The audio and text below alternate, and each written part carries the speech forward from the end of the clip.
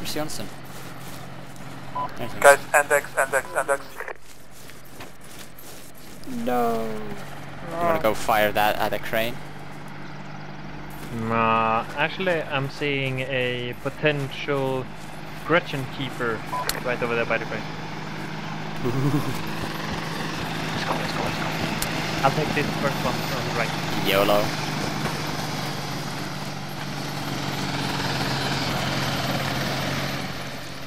Okay, section from our figure 5 moving to Nah, this is Mark. to a crane. Doesn't have one. He's a sniper. Section up, Maybe there's double, both ones. section up.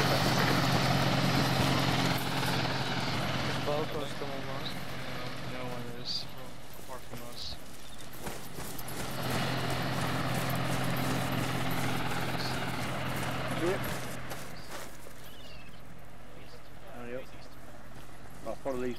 I don't think these paratroopers actually carry Carl Gustavs. No. Oh no, Yeah. there's a jackal. It hasn't been blown on up. the right side of the one top. Alright. Is that another jackal? Not again.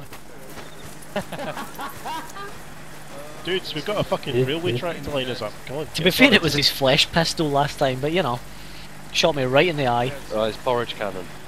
A single barrel pump action yogurt rifle. His pink pistol. That's up, what? It's big. I'm getting really sick of that one guy Pork taking sword. pot shots. Just beat paint it.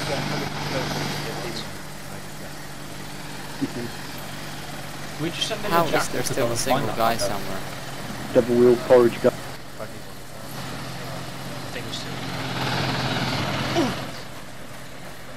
Tell you, I had a face like a painter's overalls after it.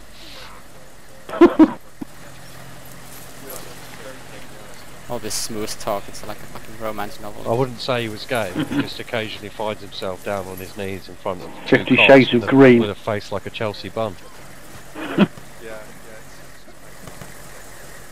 Hey, I'm not fussed, male or female. I don't care as long as it's a goat. I'm happy. You're so far Yeah, I was a you're bumming Mr. Tumnus in Narnia.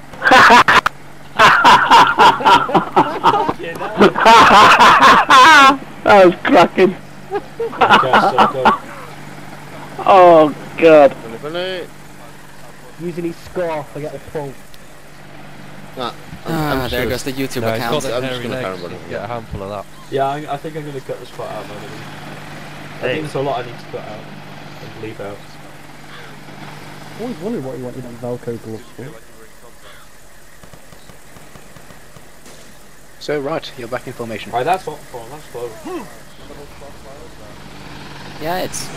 that guy is still fucking there. I like this, the crossing at the rear here. Yeah, I like the ARD we got. Yeah, right flank, make sure you got the right flank. Fucking like that. Yeah. And I hope all you lads can respond to that, if it needs to be. Can we put the MGs at the back of the kills? I can't hear you because of that fucking Apache over there.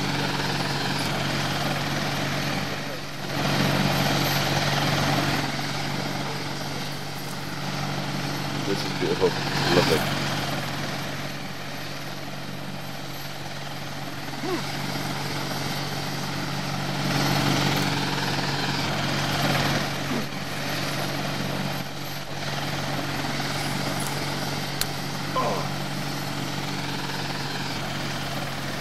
Probably real head my bottom of my it's not very nice. LT? Not very clean. Yeah. Symbol's just dropped a present for you, so. Nice Like shot. an offering. Nice. Look at it, yeah. But I've seen hundreds of those today. I'll take it back then. It's lovely, it'll count Yeah. the mess wall beautifully. Find Johnson or Carl Gustav. We'll talk. What was it? Her name is Gretchen. It's a turd. I thought his name was Carl. No. No, that's just All her Carl covenant. Gustavs are called Gretchen. I think that's enough to take and trace it. Enemy fire from the northwest. Still enemy fire. Yeah.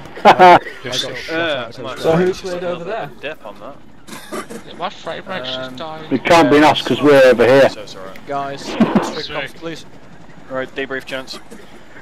Alright, I'm going to go straight for debrief, even though we're waiting for a few of our pilot colleagues. I'm sure it'll get passed on anyway. A really interesting operation, guys. I won't pretend it all went according to plan. But actually, it did go broadly according to plan.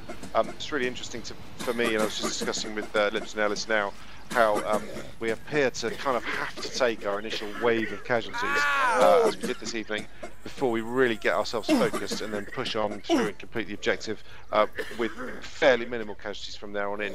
And I was particularly impressed by what I saw of one platoon's sort of second attempt at pushing forward, where you finally got rolling as a platoon and really started to make some significant progress, inflicting a lot of casualties on the enemy and not receiving many in return. My operation started off by being inserted with 4-1 and moving from the insert HLS via Dr. Dam to an OP, or our plan was to move to an OP in 10028. We got sidetracked halfway through that movement by attempting to rescue a downed flight crew who'd been shot down in the Apache covering the insert. Then 4-1 did manage to move forward near to OP1 and start engaging multiple targets in sector orange and sector red, as well as some danger close targets to our south. The reason behind that,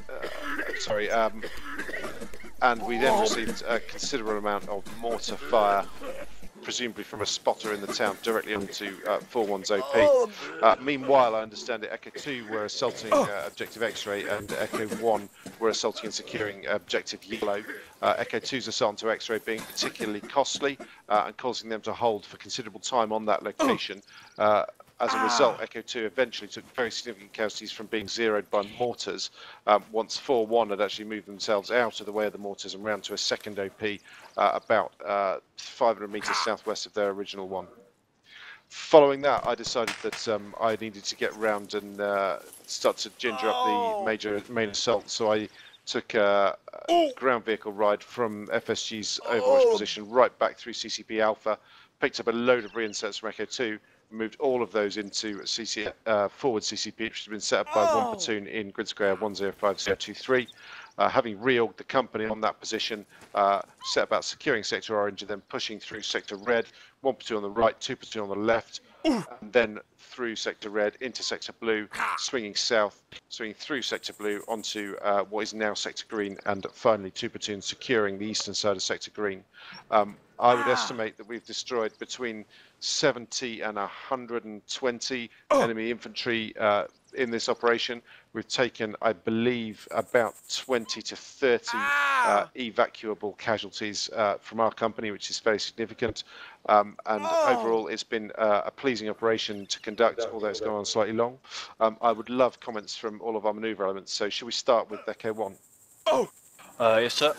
The major fighting for us took place in Sector Orange, mostly around our one platoon CCP, as previously established, 1053, 0233 or thereabouts. We unfortunately had some incidents with, I think it was a grenade that went off, kicked off a lot of shrapnel. We had some casualties from that, T3s and T2s mostly.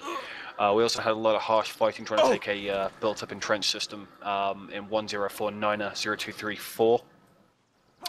As soon as that was cleared up, we put a couple sections in there, cleared it out, and then swept the entirety of Orange North. That went without a hitch. We also had some Jackal support, thankfully, from acting Echo 0 Bravo, which is Private Cage. So very much appreciate that. We then moved directly southwest to the church area and Red North. We had two platoon on our left flank, and they were supporting us on that one. Although I believe they had a lot of contacts, which did delay their movement quite a bit on Red South. We then sighted a built-up entrenched system just north of the train station in 10350214. We effected a left flanking manoeuvre with 1-1 and 1-3. That position was swiftly assaulted, cleared out, and then the movement up to Blue North commenced.